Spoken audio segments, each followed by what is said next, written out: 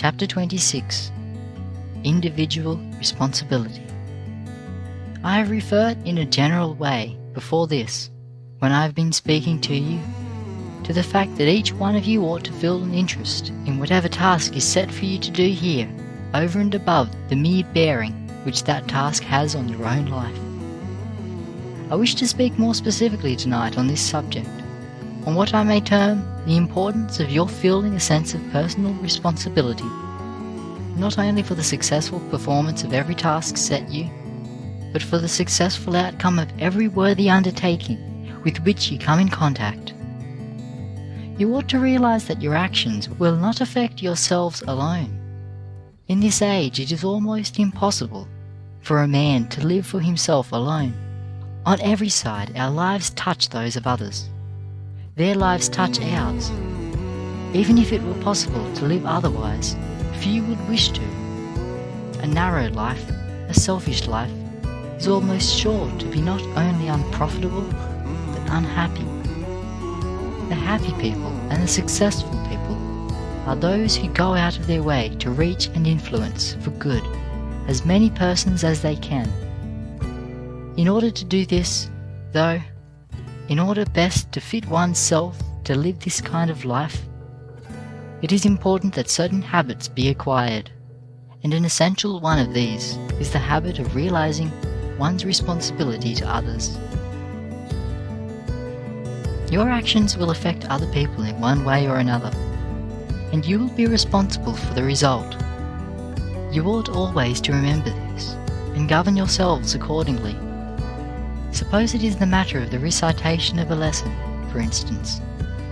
Someone may say, "It is nobody's business but my own if I fail in a recitation.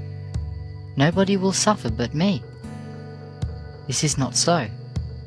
Indirectly, you injure your teacher also, for while a conscientious, hard-working teacher ought not to be blamed for the failures of pupils who do not learn simply because they do not want to, or are too lazy to try, it is generally the case that a teacher's reputation gains or loses as his or her class averages high or low, and each failure in recitation, for whatever cause, brings down the average.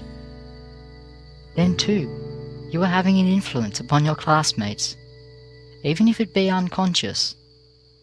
There is hardly ever a student who is not observed by someone at some time as an example. "There is such a boy," some other student says to himself. "He has failed in class ever so many times, and still he gets along. It can't make much difference if I fail once." And as a result, he neglects his duty and does fail. The same thing is true of work in the industrial departments. Too many students try to see how easily they can get through the day or the work period, and yet not get into trouble. Or even if they take more interest than this, they care for their work only for the sake of what they can get out of it for themselves, either as pay or as instruction, which will enable them to work for pay at some later time. Now there ought to be a higher impulse behind your efforts than that. Each student ought to feel that he or she has a personal responsibility to do each task in the very best manner possible. You owe this not only to your fellow students, your teachers, the school, and the people who support the institution, but you owe it even more to yourselves. You owe it to yourselves because it is right and honest, because nothing less than this is right and honest, and because you never can be really successful and really happy until you do study and work and live in this way. I have been led to speak specifically on this subject tonight on account of two occurrences here which have come to my notice. One of these illustrates the failure on the part of students to feel this sense of responsibility to which I have referred.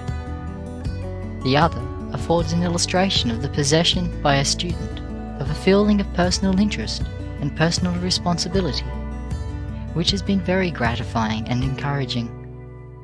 The first incident, I may say, occurred some months ago. It is possible that the students who were concerned in it may not be here now, or, if they are, that it would not happen again? I certainly hope not. A gentleman who had been visiting here was to go away. He left word at the office of his wish, saying that he planned to leave town on the 5 o'clock train in the afternoon. A boy was sent from the office early in the afternoon with a note to the barn, ordering a carriage to take this gentleman and his luggage to the station. 4:30 came, and the man had his luggage brought down to the door of the building in which he had been staying, so as to be ready when the team came. But no team came. The visitor finally became so anxious that he walked over to the barn himself. Just as he reached the barn, he met the man who was in charge there, with the note in his hand. The note had only just that moment reached this man, and of course no carriage had been sent, because the first person who felt that he had any responsibility in the matter had only just learned that a carriage was wanted. The boy who had brought the note had given it to another boy, and he to someone else, and he, perhaps, to someone else.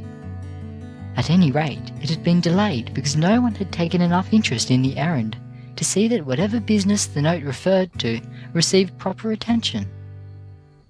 This occurred, as I have said, several months ago, before the local train here went over to Chihor to meet all of the trains.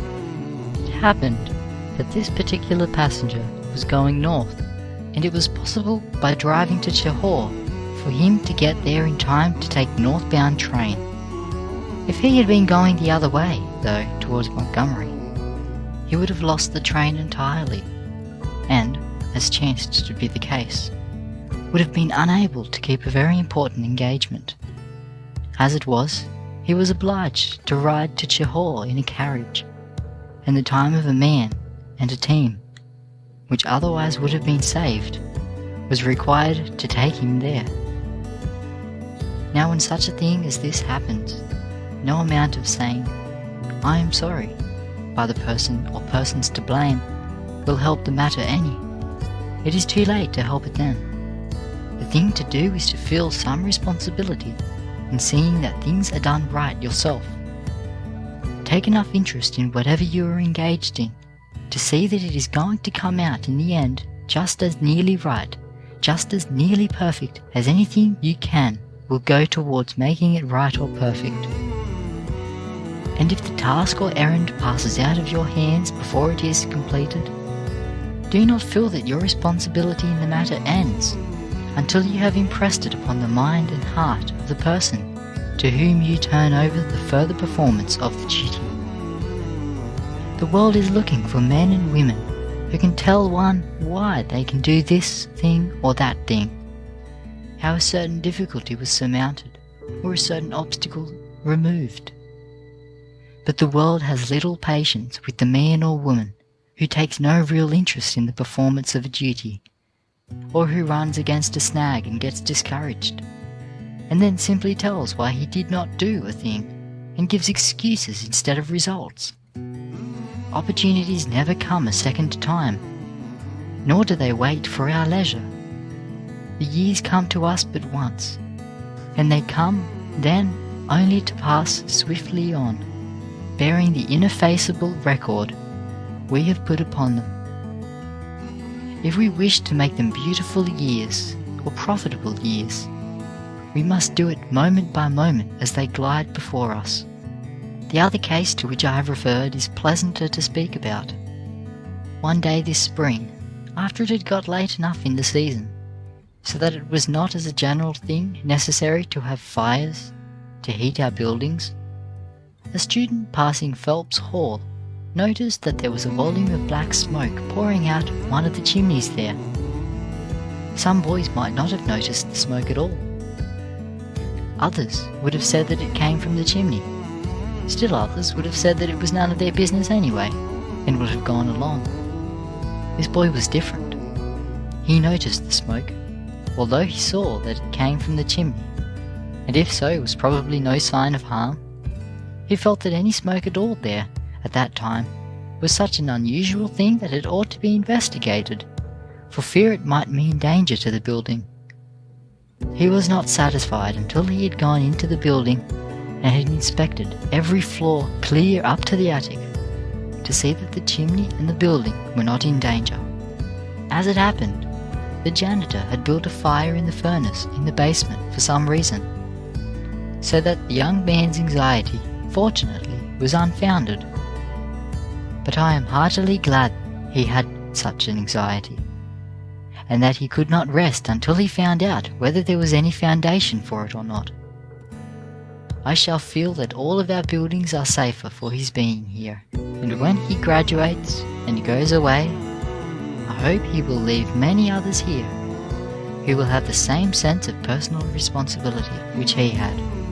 Let me tell you, here and now, that unless you young men and young women come to have this characteristic, your lives are going to fall far short of the best and noblest achievement possible.